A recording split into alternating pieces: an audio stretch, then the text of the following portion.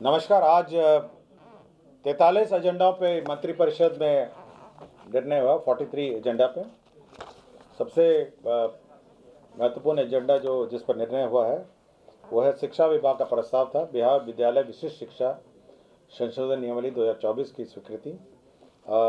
जैसे कि आपको जानकारी है कि 2023 में जो नियोजित शिक्षक थे, परीक्षा पास करने के बाद वो सक्षमता परीक्षा पास करने के बाद विशिष्ट शिक्षक के रूप में पदस्थापित थे, उनसे संबंधित नियमावली पर मंत्रिपरिषद स्वीकृति दी है। इसमें मुख्य रूप से जिन 3 संशोधन किए गए हैं।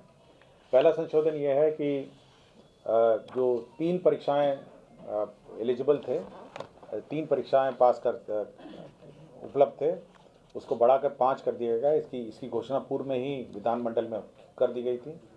उसी को नियमावली में संशोधन किया गया है। दूसरा ये है कि जो विशिष्ट शिक्षक हैं जो जहां पदस्थापित हैं वहीं पे उनका पदस्थापन प्रोविजनली विशिष्ट शिक्षक के रूप में किया जाएगा, और साथ ही साथ जब इनके कागजातों और सर्टिफिकेट की जांच होगी तब ये परमानेंट वहीं पे पदस्थापित हो सकेंगे।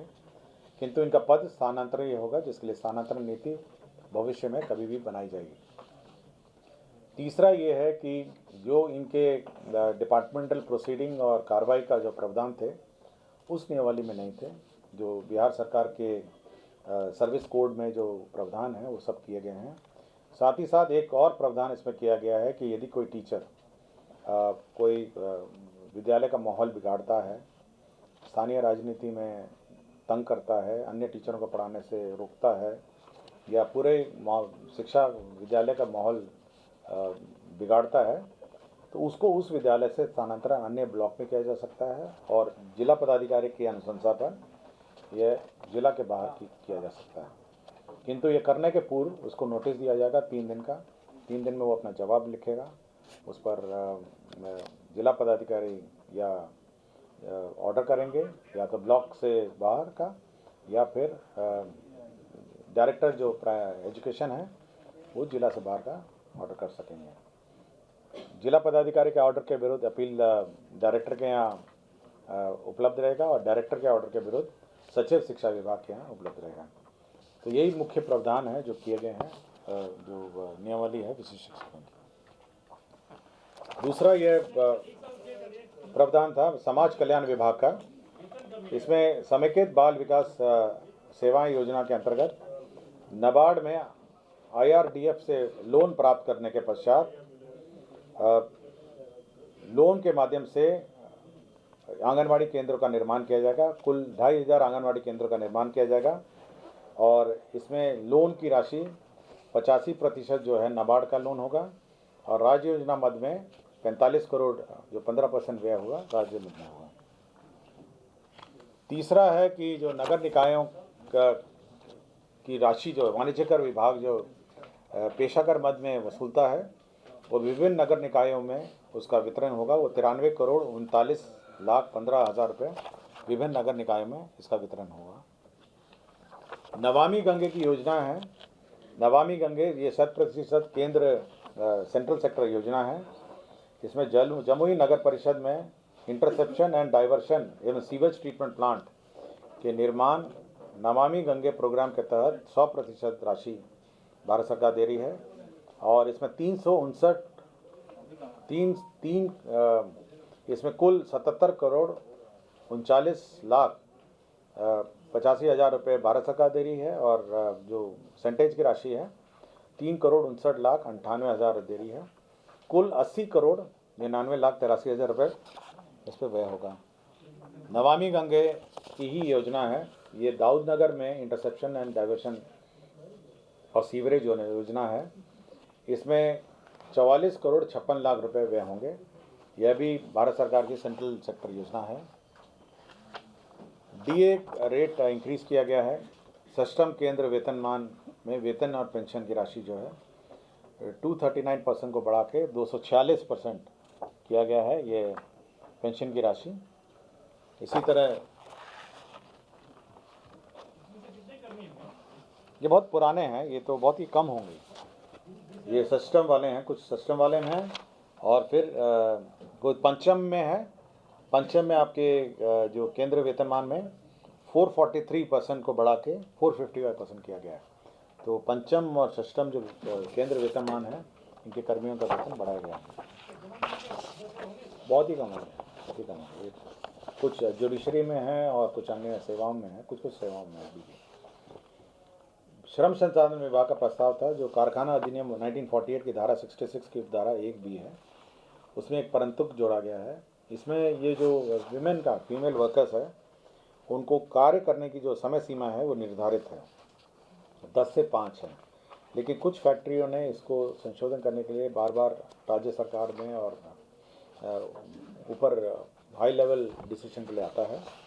अब इस डिसीजन को कि कब से कब तक कार्य करेंगे फैक्ट्री, यह निर्णय विभाग को प्राधिकृत किया गया है। तो विभाग अब निर्णय ले सकेगा किसी के अनुरोध पर। जैसे कॉल सेंटर है, कॉल सेंटर में अगर महिलाएं काम करना चाहिए तो जो कंपनी है वो डिपार्टमेंट को लिखेगी और डिपार्टमेंट को प्राधिकृत हो गया है कि वो कब और कैसे अलाउ करेंगे। टूरिज्म डिपार्टमेंट का है, इसमें जो होटल संचालन है, जो विभिन्न राज्य में लीज पर होटल संचालन है, तो अब ये ब्रांडेड जो ग्रुप्स हैं, होटल ग्रुप्स हैं, उनके प्रबंधन और संचालन के साथ एग्रीमेंट कर सकेंगे। ये पूर्व में प्रावधान नहीं था, तो ये अलाउ किया गया है।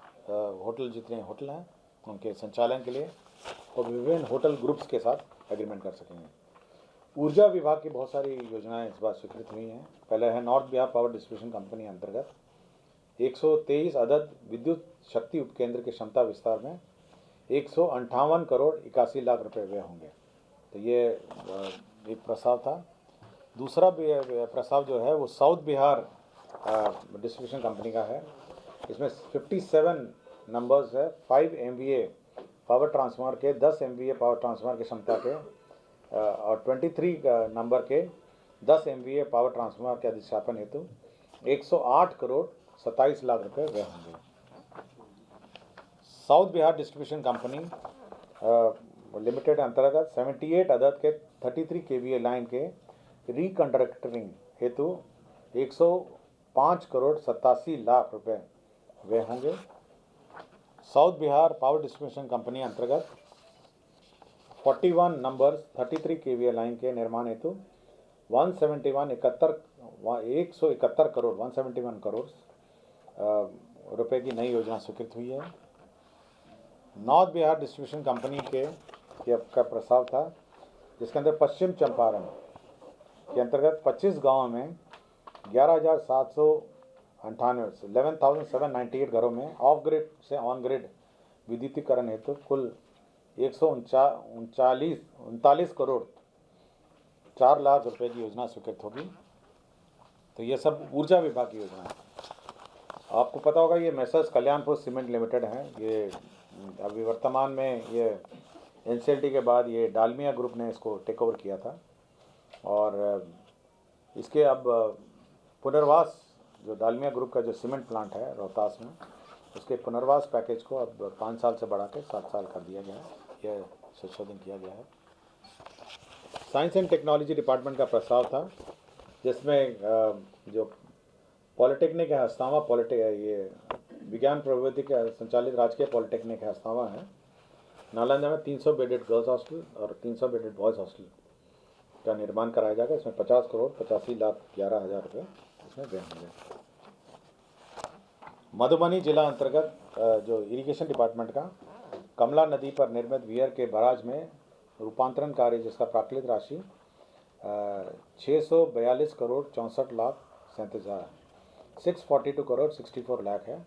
इसकी पुनरीक्षित प्रशासनिक व्यय की स्वीकृति दी गई है।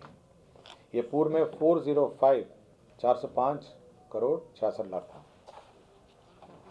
सीतामढ़ी में जिला अंतर्गत बागमती नदी पर ढेंग एवं कटंजा के समीप बाराज निर्माण हेतु विस्तृत योजना प्रतिवेदन तैयार करने का कार्य किया जाएगा, जिसमें 25 करोड़ 37 लाख इसमें व्यय होंगे। ये DPR बनाने का है। दूसरा DPR बनाने का है किशनगंज जिला अंतर्गत महानंदा नदी पर तैयबपुर के समीप बराज निर्माण हेतु विस्तृत DPR बनाया जाएगा। यह 20 करोड़ 15 लाख रुपए इसमें व्यय होंगे। तीसरा ये है गंगा नदी के बाढ़ का पानी का दक्षिण बिहार के जलाशय मोरबे, बासकुंड, अंजन, गरही, जलकुंड एवं अन्य स्थान पर ट्रांसफर के लिए 14 करोड़ 83 लाख रुपए का डीपीआर, ये भी डीपीआर का ही है, तो डीपीआर बनाने के लिए ये राशि स्वीकृत हुई है। नमामि गंगे का ही एक योजना है, मोतिहारी में इंटरसेप्शन एंड डाइवर्शन एवं सीवरेज ट्रीटमेंट प्लांट का निर्माण किया जाएगा। इसमें 154 करोड़ 84 लाख रुपए इसमें व्यय होंगे। ये 100% सेंट्रल सेक्टर स्कीम है। अल्पसंख्यक कल्याण विभाग में मुंगेर में जिला अंतर्गत संग्रामपुर, मौजा, ददरी में 560 आवासन व क्षमता वाले अल्पसंख्यक आवासीय विद्यालय के भवन निर्माण हेतु स्वीकृति दी गई है। इसी प्रकार जो माइनॉरिटी अफेयर्स अल्पसंख्यक कल्याण विभाग में ही सहरसा जिला अंतर्गत मौजा, बसौना में 560 आवासन क्षमता वाले अल्पसंख्यक आवासीय विद्यालय की स्वीकृति दी गई है।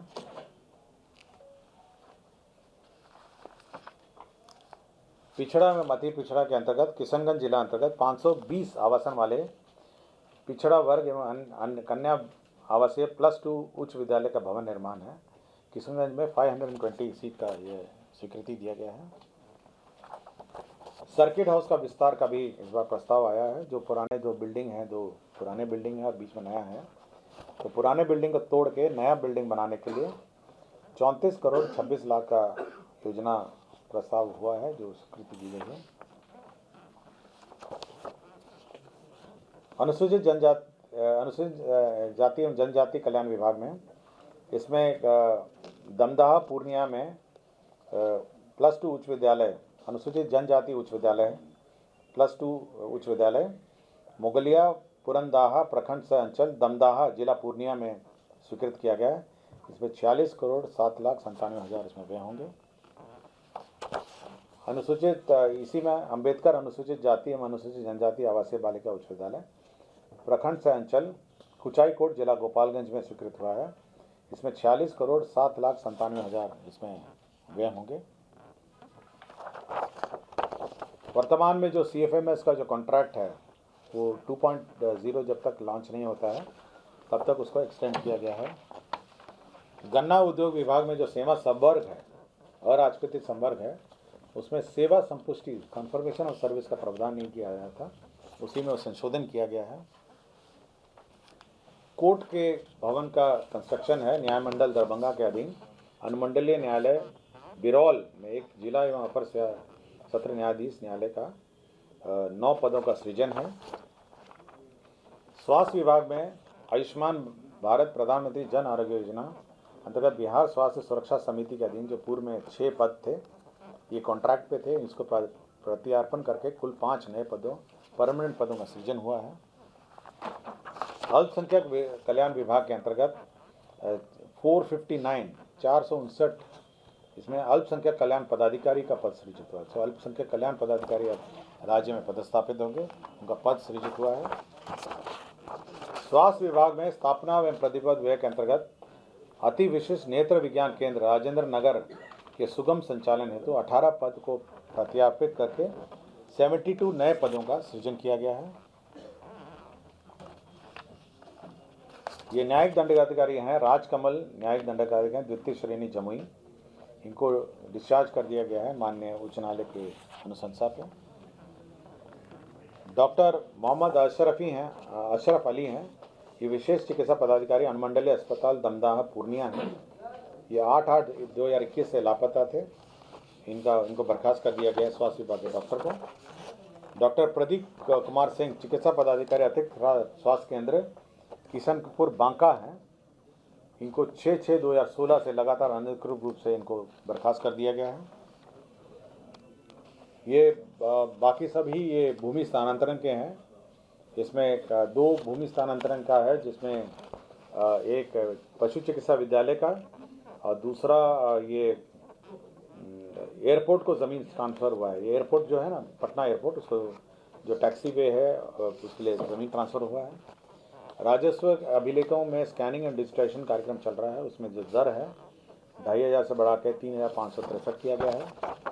और मुजफ्फरपुर में हाजीपुर सुगौली जो रेलवे लाइन बन रही है, उसमें एक रेलवे लाइन का जो ज़मीन है उसमें रेलवे और जल संसाधन विभाग में बदलाव हुआ है। इसका प्रसार से करते हैं। तो कुल 43 एजेंडा पे आज निर्णय हुआ और मंत्रिमंडल ने स्वीकृति दी है। धन्यवाद। अगर आप ये वीडियो YouTube पर देख रहे हैं तो हमारे चैनल को सब्सक्राइब करें और बेल आइकन को दबाना ना भूलें। अगर आप Facebook पर ये वीडियो देख रहे हैं तो हमारे पेज को लाइक करें।